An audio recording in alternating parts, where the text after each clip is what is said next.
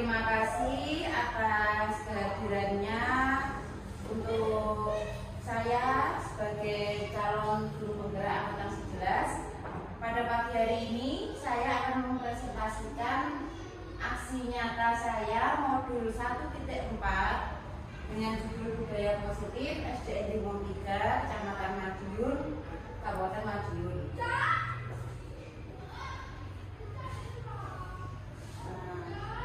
Berikut profil saya, CTB angkatan 11, SDN 3, Kecamatan Madiun, Kabupaten Madiun.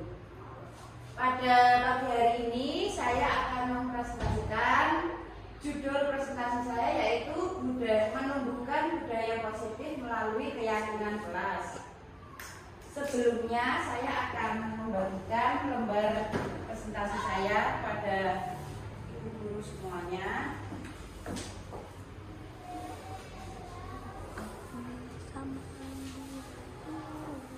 Nanti sambil saya mempresentasikan bisa dibaca.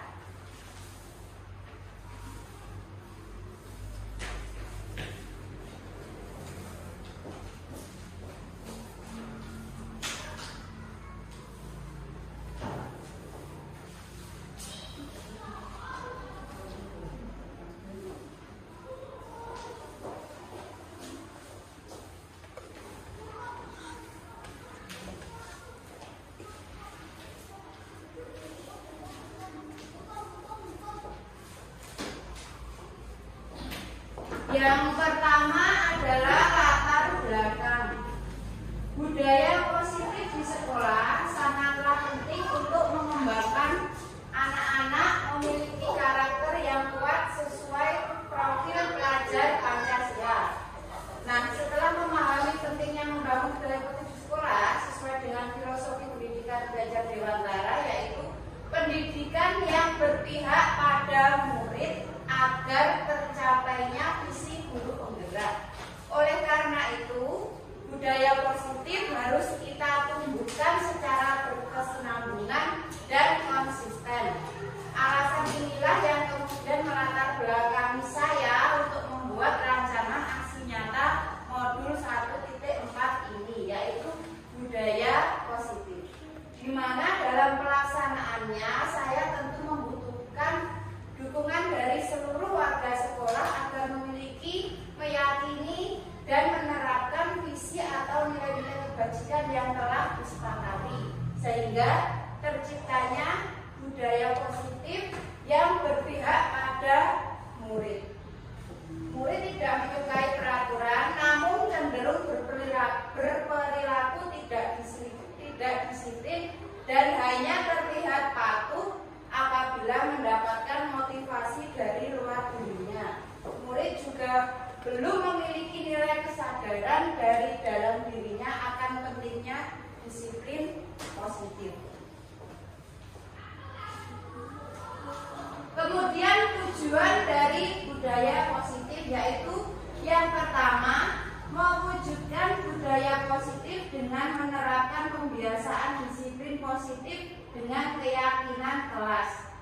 Yang kedua, memfasilitasi murid untuk dapat menyampaikan aspirasinya dan melaksanakan keyakinan kelas yang telah disepakati atas kesadaran dari dalam dirinya sendiri dengan penuh tanggung jawab.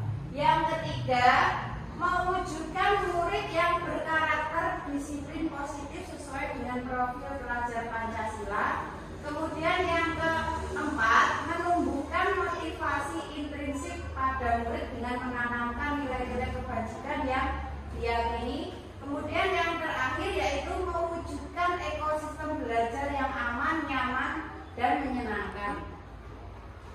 Kemudian tolak ukur keberhasilan bisa dilihat di PowerPoint, yaitu menjalankan keyakinan kelas, mampu melaksanakan tugas dan tanggung jawabnya sebagai bentuk menghargai diri sendiri. Kemudian tujuan berikutnya yaitu terciptanya kondisi belajar yang aktif, aman, nyaman, dan menyenangkan, serta terwujudnya pembiasaan-pembiasaan positif yang menunjukkan perilaku yang mencerminkan profil pelajar Pancasila. Berikutnya untuk disiplin positif sendiri, kita berfokus pada ada 5 aspek, yaitu membangun hubungan yang kuat, mengajarkan keterampilan sosial emosional, kemudian memberikan pilihan kepada anak, kemudian menjelaskan konsekuensi yang dialami, dan kemudian yang terakhir kita memberikan pujian dan pengakuan atau mengapresiasi perilaku positif anak tersebut. Kemudian mengapa disiplin positif itu penting? Karena disiplin positif itu akan membentuk karakter, meningkatkan motivasi intrinsik, memperkuat hubungan, dan mencegah masalah perilaku sesuai dengan slide yang ada di depan. Kemudian, ini yang paling penting, contoh penerapan disiplin positif. Alih-alih kita biasanya kalau berbicara kepada anak, kalau kamu tidak mau makan sayur, jangan harap mainan. Nah, kalimat tersebut kita ganti dengan kalimat positif. Jadi, kalimat negatif yang ada di atas ini sebaiknya kita ganti dengan kalimat yang lebih positif. Sayur itu penting untuk tubuh kita agar kuat. Bagaimana kalau kita coba makan sayur sedikit dulu, lalu kita lihat apakah kamu suka. Jadi kalimat negatif yang ada di atas, dengan seiringnya berkembangnya zaman, sekarang kita ganti dengan kalimat disiplin positif. Kita buat kalimat negatif ini menjadi kalimat positif. Jadi anak tidak cenderung kita berikan kata-kata yang negatif. Kemudian contoh yang kedua, kamu nakal sekali, masuk kamar dan jangan keluar sampai waktu makan. Nah, kalimat atas ini termasuk kalimat negatif, dan kita mengganti dengan cara menggunakan kalimat positifnya, yaitu saya melihat kamu sedang marah. Mari kita duduk bersama dan bicarakan apa yang telah membuatmu marah. Jadi contoh tersebut contoh penerapan disiplin positif. Kemudian materi selanjutnya adalah hukuman. Hukuman adalah tindakan yang diberikan sebagai konsekuensi dari perilaku yang tidak diinginkan. Contoh hukuman fisik seperti tamparan atau hukuman psikologi seperti mengucilkan anak sering kali digunakan. Nah, kelebihan dari hukuman itu apa? Hukuman hanya memberikan efek jera dalam jangka pendek. Sedangkan kekurangannya, dampak psikologis, hukuman dapat menyebabkan trauma, rendah diri, atau rasa benci. Rasa benci ini rasa benci kepada guru. Kemudian tidak mengajarkan keterampilan. Hukuman hanya berfokus pada menghentikan perilaku buruk, bukan mengajarkan perilaku yang baik. Kemudian hukuman kekurangannya memperburuk hubungan antara orang tua dan anak, bisa juga hubungan antara guru dan siswa. Materi selanjutnya adalah penghargaan. Penghargaan adalah pemberian hadiah atau pujian sebagai imbalan atas perilaku yang baik. Jadi penghargaan itu tidak hanya berupa hadiah, namun pujian pun juga termasuk bentuk penghargaan kita kepada anak. Kelebihan penghargaan apa? Penghargaan dapat meningkatkan motivasi dan perilaku positif. Sedangkan kekurangannya yaitu anak cenderung melakukan hal tersebut hanya karena ingin mendapatkan hadiah, bukan dari lubuk hati yang paling dalam. Kemudian kekurangan yang kedua yaitu sulit dipertahankan. Nah, jika penghargaan dihentikan, maka perilaku positif atau perilaku yang baik itu bisa menurun. Karena apa? Karena adanya penghentian dari penghargaan. Jadi ada kelebihannya, ada kekurangannya juga. Kemudian restitusi. Restitusi adalah proses di mana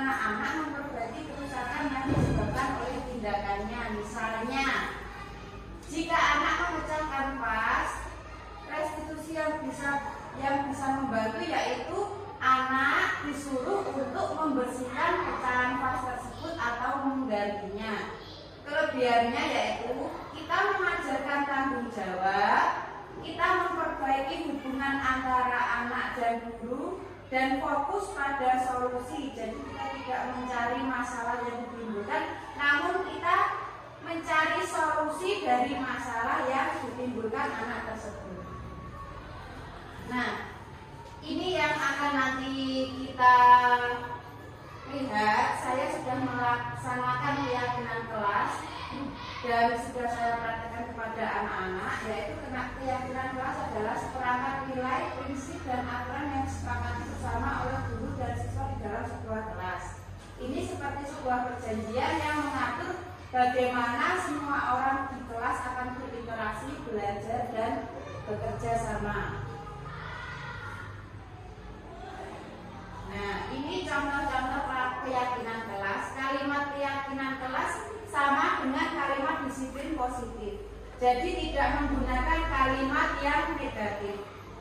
Tidak ada jangan nakal, tidak ada jangan saling mengejek, tidak ada. Kita ganti dengan kalimat yang positif, bisa seperti contoh di depan.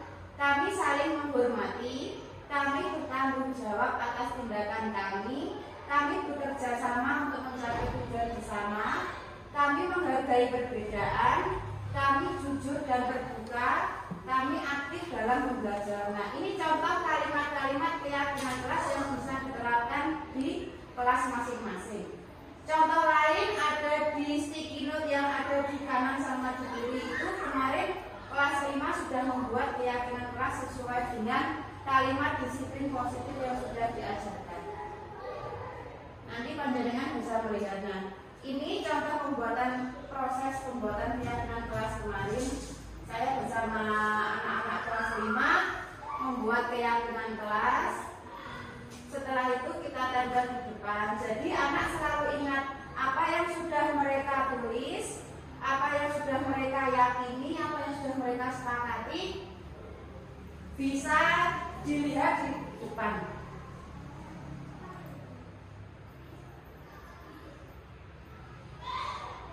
Nah, kemarin saya sempat mendokumentasikan di tengah, kemudian saya pindah ke samping kanan dan kiri agar dokumentasinya atau kertasnya tidak hilang. Nah, ini cara-cara untuk membuat keyakinan kelas. Mungkin ibu wali kelas ingin membuat keyakinan kelas. Berikut cara-caranya, yaitu melibatkan siswa, membuat daftar nilai-nilai, kemudian merumuskannya, kemudian membuat kesepakatan. Nah, ini yang belum saya laksanakan, yaitu memasang di tempat yang terlihat, tapi saya ingin mencetaknya dalam kertas A3 yang besar itu. Jadi nanti tidak berdiri sendiri-sendiri seperti ini. Nanti saya ingin mencetaknya di kertas yang besar itu, seperti jadwal pelajaran, susunan kelas. Kemudian untuk manfaat membuat keyakinan kelas, yaitu meningkatkan motivasi belajar, memperkuat hubungan antar siswa, memudahkan pengelolaan kelas, di mana guru akan lebih mudah mengelola kelas jika ada kesepakatan bersama. Jadi apa yang sudah diyakini oleh anak kita terapkan. Kalaupun nanti ada yang melanggar, kita akan memberi restitusi, bukan hukuman lagi, kita mengarah ke restitusi.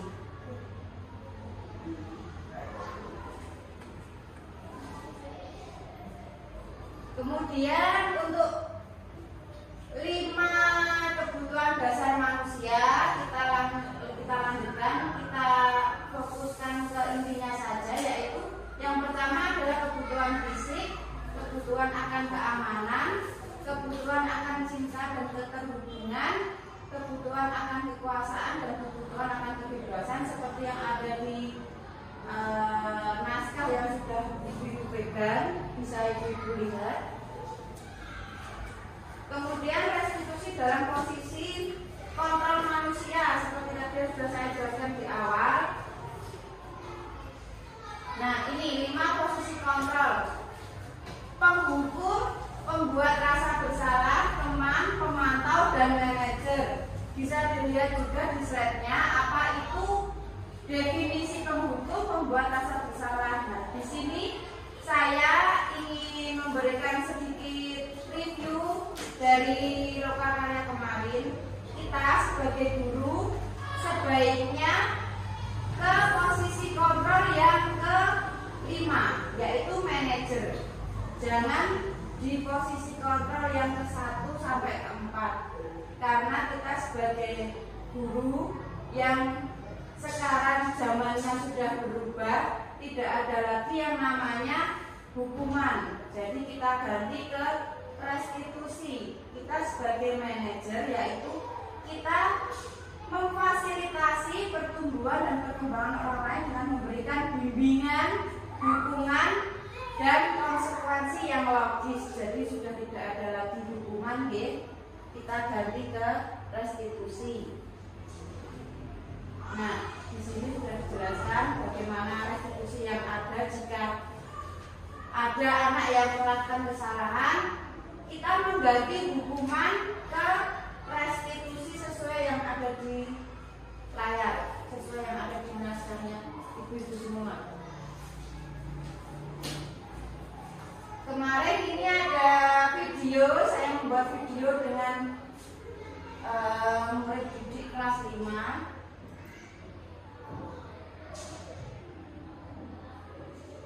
Tapi ini videonya kok nggak bisa kayak suaranya.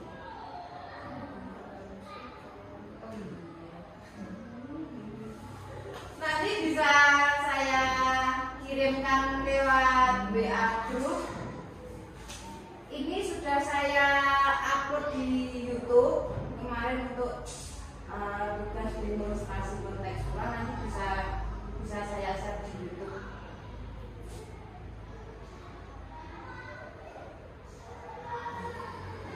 Sekian prestasi dari saya. Ada pertanyaan?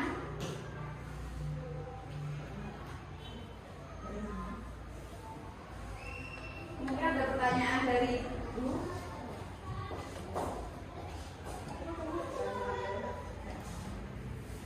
Saya kan guru kelas 3. Oh ya. Keyakinan kelas apakah bisa diterapkan di semua kelas? Sedangkan kelas 2 itu kan masih tahap belajar menulis dan membaca. Ya. Ada yang belum akan membaca dan belum akan menulis. Itu bagaimana penyikapannya? Untuk kelas 1 dan kelas 2, kalau memang masih tahap belajar membaca dan menulis, nah ini posisi yang digunakan yaitu wali kelas. Jadi anak-anak bisa ditanya, apa keyakinan kelas yang ingin kalian lakukan anak-anak? Nah, nanti yang menulis bisa guru. Jadi bisa diterapkan di semua kelas, tidak hanya kelas atas, kelas bawah juga bisa, tapi dengan syarat dibantu ibu-gurunya kalaupun anaknya belum bisa menulis. Ada pertanyaan lagi? Sampun. Kalau sudah tidak ada pertanyaan, maka presentasi saya tutup. Terima kasih atas perhatiannya, terima kasih atas bantuannya. Wassalamualaikum warahmatullahi wabarakatuh. Hey, you again, why so serious? I'll talk slow if it makes a difference. There's a lot I hear. What's going on?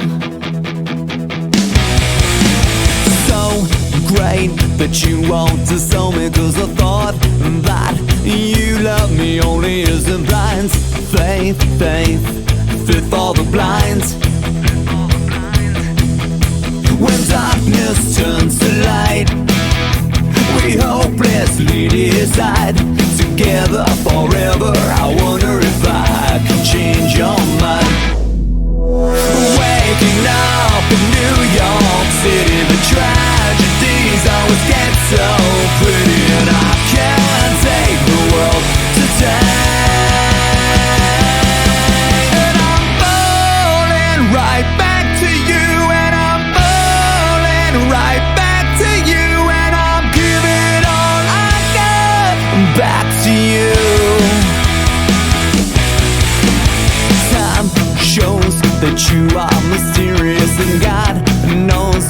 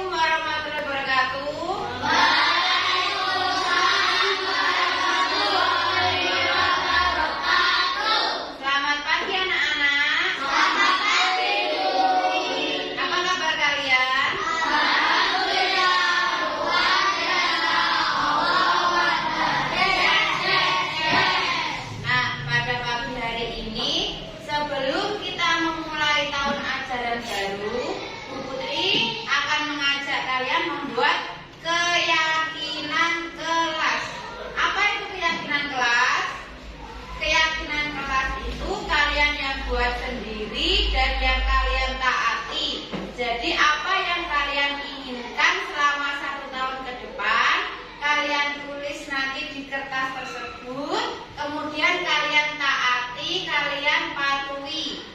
Jadi dalam kalimat keyakinan kelas kalian harus memberikan kalimat yang positif, tidak kalimat yang negatif. Contohnya apa? Ada yang tahu contohnya apa? Tidak boleh mengejek nama orang tua. Itu kalimat positif atau kalimat negatif? Positif. Jadi sebaiknya di awal kalimat kalian kasih kalimat-kalimat yang positif. Bu Putri kasih contohnya ya. Buanglah sampah pada tempatnya.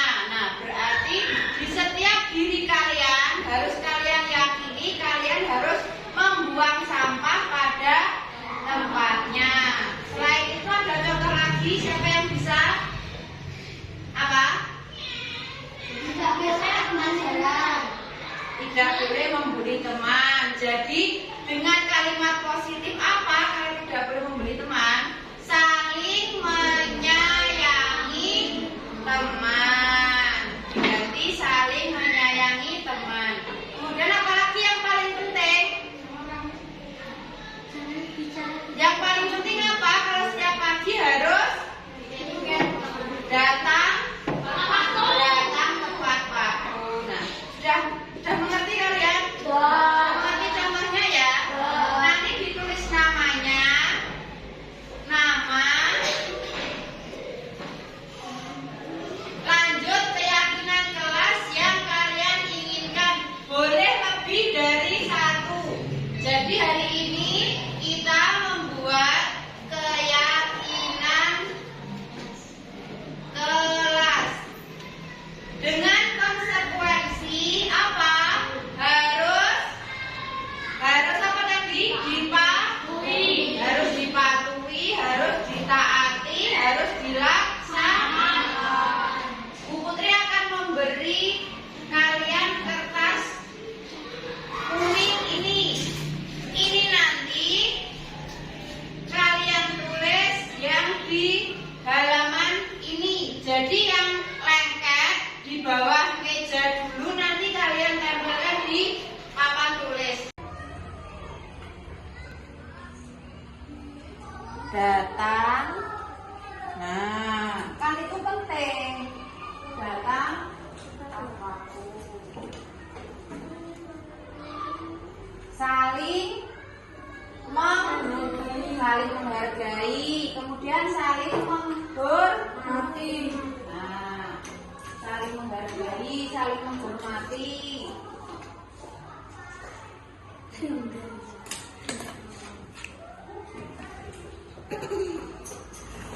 Tulisannya yang bagus, yang rapi.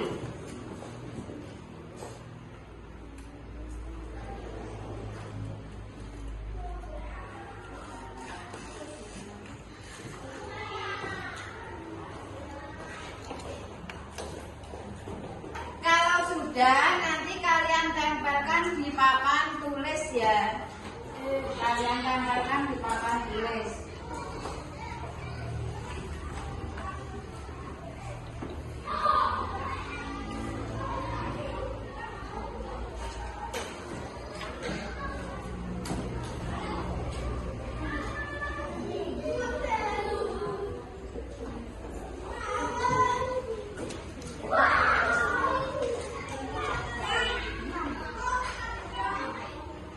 Yang sudah ditambahkan papan tulis.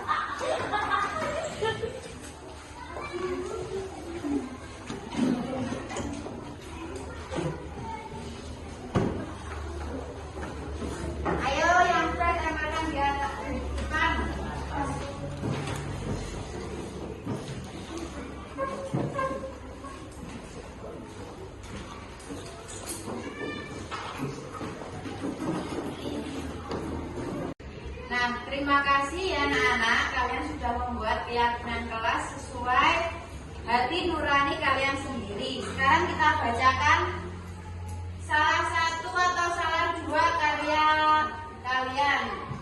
Keyakinan kelasnya Arfan, selalu melaksanakan piket kelas.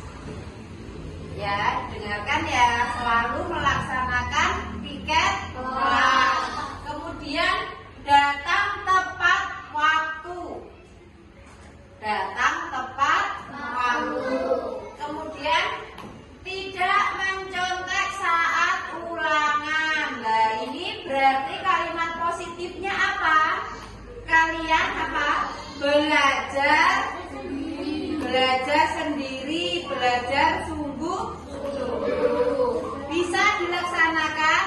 Bisa. Kemudian keyakinan kelas dari Berlin, saling menghargai sesama teman. Bisa kalian laksanakan? Saling menghargai, saling menyayangi, tidak ada bullying, tidak ada saling mengejek. Bisa ya anak-anak ya? Kemudian dari Zahra, tidak boleh makan saat pelajaran. Ini kalimat positifnya bisa diganti apa? Kalau kalian makan di saat pelajaran, berarti kalian tidak menghargai siapa? Berarti kalimat positifnya bisa diganti menghormati dan menghargai guru. Pintar. Setelah itu mana ya yang bagus lagi? Saling membantu. Nah, ini saling membantu dalam hal yang baik, bukan saling membantu dalam hal yang jelek loh ya. Ini Asabia yang terakhir, saling membantu. Saling membantu berarti dalam hal yang positif. Nah, sekian proses pembuatan keyakinan kelas kita hari ini.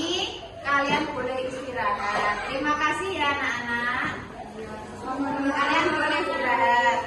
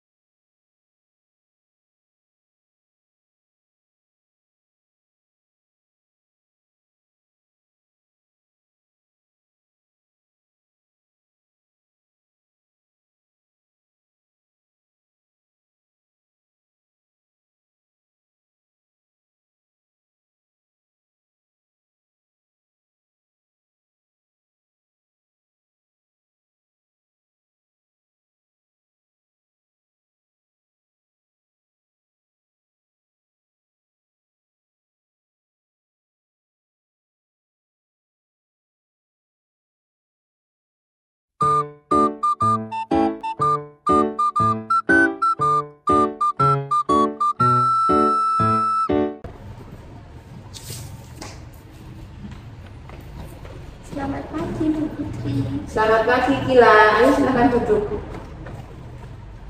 Kamu tahu kenapa dipanggil Bu Putri ke sini? Mungkin berkaitan dengan tugas Bu. Ya benar, tapi kemarin kamu tidak masuk kan? Iya Bu, tetapi saya tidak mengumpulkan tugas. Gila, semua orang juga pernah melakukan kesalahan, termasuk Bu Putri. Namun setiap tindakan kita pasti ada alasannya.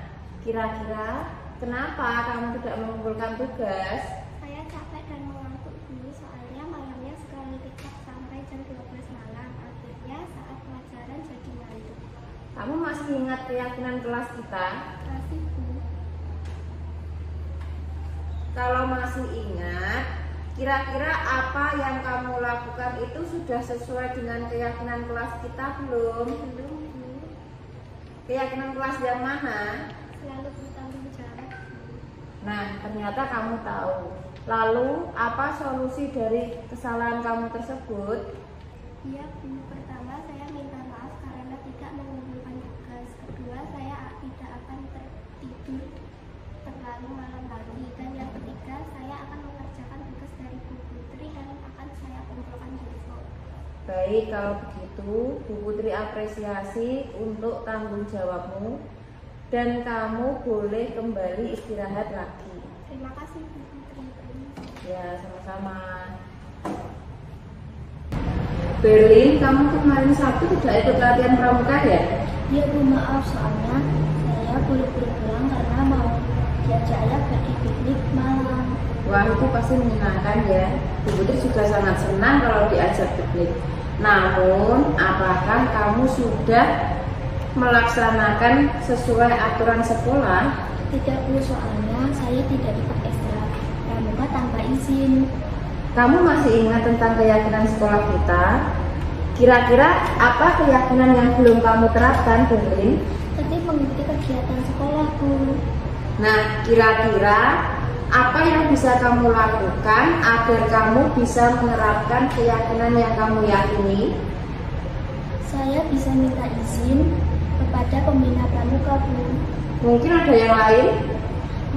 Saya mengikuti ekstra dulu, baru ikut ajakan ayah, Bu. Nah, berarti kamu sudah paham tentang tata tertib aturan sekolah ya? Ya, Bu, insya Allah saya akan berusaha lebih tertib lagi. Ya, terima kasih Berlin. Bagaimana perasaan kalian setelah melaksanakan praktek restitusi kemarin? Saya merasa lebih dihargai. Merasa lebih dihargai. Kemudian Berlin, Saya lebih disayangi. merasa lebih disayangi. Kemudian Saya sudah tidak takut lagi. tidak takut lagi dihukum karena apa? Diberi waktu untuk memperbaiki kesalahan. Terima kasih atas bantuannya ya anak-anak penalin.